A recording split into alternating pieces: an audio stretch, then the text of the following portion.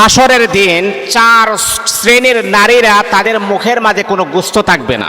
নাউযুবিল্লাহি মিন যালিক। মা বোনদেরকে আমি বলি, শুনেন, কি এমন কাজ করলেন, কি এমন বদ অভ্যাসের কারণে, কি এমন খারাপ বদ অভ্যাস, খারাপ চরিত্রের কারণে হাসরের মাঠে আপনার চেহারার মাঝে কোনো গোস্ত থাকবে না, আপনার চেহারাটা একেবারে কঙ্কালের মতো মনে হবে। এটার কারণটা কি? আহা, মনে রাখতে হবে, তারা ওই সমস্ত নারীরা মারা গেলে মুখে কোনো গোস্ত থাকবে না। বাবারা, বন্ধুরা আমার, আজকে আমার মা যদি এইরকম অপরাধের ভিতরে থাকে, আমি আমার মাকে সাবধান করে দিব। আমার স্ত্রী যদি এইরকম বদ অভ্যাসের ভিতরে হাবুডাবু খাই, তাহলে আমি আমার স্ত্রীকে সাবধান করতে হবে। আমার বোন যদি এরকম বদ অভ্যাসের ভিতরে থাকে, আমার মেয়েটা যদি এরকম বদ অভ্যাসের ভিতরে থাকে, তাকে সাবধান করতে হবে। তা না হলে ভয়ঙ্কর শাস্তি তাদের জন্য অপেক্ষা করতেছে। এই শাস্তি থেকে কেউ তাদেরকে বাঁচাতে পারবে না। সম্মানিত আমার মা বোনেরা, আমি আপনাদের পেটে আমি জন্মগ্রহণ করেছি, আপনাদের পেট থেকে আমি বের হয়েছি, আপনারা হচ্ছেন আমার মা। আমি চাই না এই ভয়ঙ্কর একটা ক্ষতিগ্রস্তের ভিতর আপনি পড়ে যান, এই ভয়ঙ্কর একটা বিপদের সম্মুখীন আপনি হয়ে যান। এই বদ অভ্যাস যদি আপনার তাকে আজকের থেকে এইগুলাকে ডিলেট করুন, আজকের থেকে এইগুলাকে পরিহার করুন। কি এমন চারটি বদ অভ্যাস যেটার কারণে তাদের মুখের মাঝে কোনো গোস্ত থাকবে না হাসরের কঠিন দিনে? এক নাম্বার হচ্ছে, যেই সমস্ত নারীরা গীবত করে। নাউযুবিল্লাহি মিন যালিক। আল গায়বাতু আশাদ্দু মিনাজ জিনা।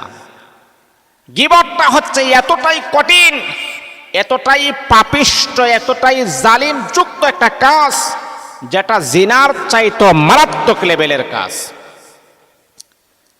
আমার বন্ধুরা শোনো, মা বোনদেরকে আমি বলি, কারণ আপনাদের ভিতরে এইরকম প্রবণতা সবচাইতে বেশি হয়ে যায়।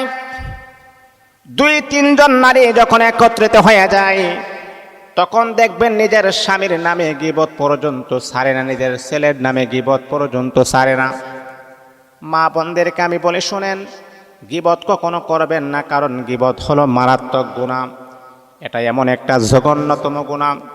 একজন মানুষ উপস্থিত নাই, কিন্তু ওই মানুষটার নামে আপনি গীবত করতেছেন, যদিও সেটা সত্য কথা, তারপরও কিন্তু তার অনুপস্থিতিতে এটা বলা যাবে না।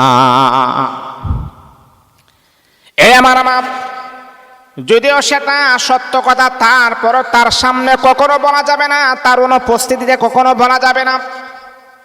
যদি আপনি বলেন গীবত করেন, তাহলে প্রথম নাম্বার যে শাস্তি হবে, প্রথম নাম্বার যে আযাব হবে, কিয়ামতের মাঠে আপনার চেহারার ভিতরে কখনো আমার আল্লাহ গোস্ত দিবেন না, কঙ্কালের মতো আমার আল্লাহ উঠাবে। নাউযুবিল্লাহি মিন যালিক। এই জন্যে গীবত যদি কোনো মা বোনেরা করে থাকেন, সাবধান হয়ে যান। এই ভুলটা যদি আপনি না ছাড়েন, তাহলে কিন্তু আপনার চেহারাটা ধ্বংস হয়ে যাবে, আপনার চেহারা বিনষ্ট হয়ে যাবে, আপনার চেহারার মাঝে কোনো গোস্ত থাকবে না। এটা হলো 1 নাম্বার। 2 নাম্বার হলো যারা হিংসা করে। আহা, মা বোনদের ভিতরে কিন্তু এইরকম প্রবণতাটা সবচাইতে বেশি, হিংসা। মানে মানুষের উন্নতি দেখতে পারে না, মানুষের উন্নতি সহ্য করতে পারে না। পাশের বাড়ি একজনের বিল্ডিং আছে, আর আমার ঘরে এখনো টিনের ঘরে আছে। আমার ঘরে এখন উন্নতি নাই, পাশের বাড়ির ছেলেটা বেতন পাচ্ছে 50,000 60,000 টাকা, আর আমার সন্তান 10,000 টাকাও বেতন পাই না। এই যে একটা হিংসা, মনের ভিতরে একটা অহামিকা, একটা হিংসা। রাসূল আকরাম সাল্লাল্লাহু আলাইহি ওয়াসাল্লামের আদেশ হলো, হিংসা না করে তার জন্য আপনি আরো দোয়া করেন, আল্লাহ যেন তাকে যেন আরো উন্নতি করে। আমার রাসূল বলেছেন, মানুষ যখন অপরের জন্য দোয়া করে, ওই দোয়াটা তার শরীরে লাগার আগে আল্লাহ তোমার শরীরে লাগাই দিবেন। এই জন্য আমার রাসূল বলেন, কখনো হিংসা করা যাবে না।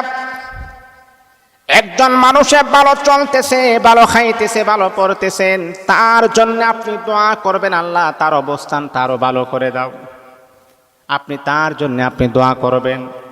আমার নবীর শিক্ষা, আমার নবীর ধর্ম, আমার নবীর আদর্শ হলো, ওই মানুষটার জন্য যদি আপনি দোয়া করেন, আল্লাহ পাক রব্বুল আলামিন আপনার স্বাস্থ্যকে আমার আল্লাহ সুস্থতার নিয়ামত দান করে দিবেন, তার জন্য যদি আপনি দোয়া করেন।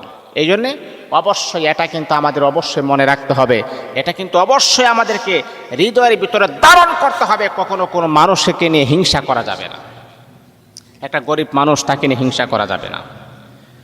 3 নম্বর হলো জিনাকারী নারী। যেই নারী জিনা করে সেই নারী কখনো সংসার জীবনে তার উন্নতি লাভ করতে পারে না। কারণ জিনাটা হচ্ছে এতটাই মারাত্মক লেভেলের পাপ, আর এই পাপটা যদি কোনো নারী করে তার সংসারে কখনো শান্তির সংসার হতে পারে না। এই সংসার, জীবন যৌবন, এই সংসার, গোটা সংসারটাই তছনছ হয়ে যাবে, গোটা সংসারটাই ধূলিসাৎ হয়ে যাবে। 4 নম্বর হলো চুগলখড়ি নারী। আছে না এমন? চুগলখড়ি, সারাদিন খালি বক বক বক বক বক বক, অন্যের সমালোচনা নেই ব্যস্ত। হ্যাঁ, বলে আমি যে তোমার কাছে বলছি এটা কিন্তু তুমি কিন্তু কাউরে বইলো না। আবার ও গিয়ে আরেকজনের কাছে গিয়ে বলে, সে আবার আরেকজনকে বলে যে আমি যে তোমারে বলছি অমুকে যেন না জানে, অমুকে বলছে তা কেউ যেন না জানে। এই চুগলখড়ি শুরু হয়ে গেছে। আমাদের গোটা সমাজটা আজকে এমন হয়ে গেছে, মানুষের চুগল না করলে আমাদের ঘুম হারাম হয়ে যায়। এই জন্য মা বোনদেরকে আমি বলি, এই 4টি বদ অভ্যাস যদি আপনার ভিতরে থাকে, হাসরের মাঠে আপনার চেহারার মাঝে কোনো গুস্ত থাকবে না। এই ভয়ঙ্কর আযাব থেকে যদি আপনি বাঁচতে চান, তাহলে অবশ্যই এই 4টা বদ অভ্যাসকে পরিহার করতে হবে। আল্লাহ আমাদের সবাই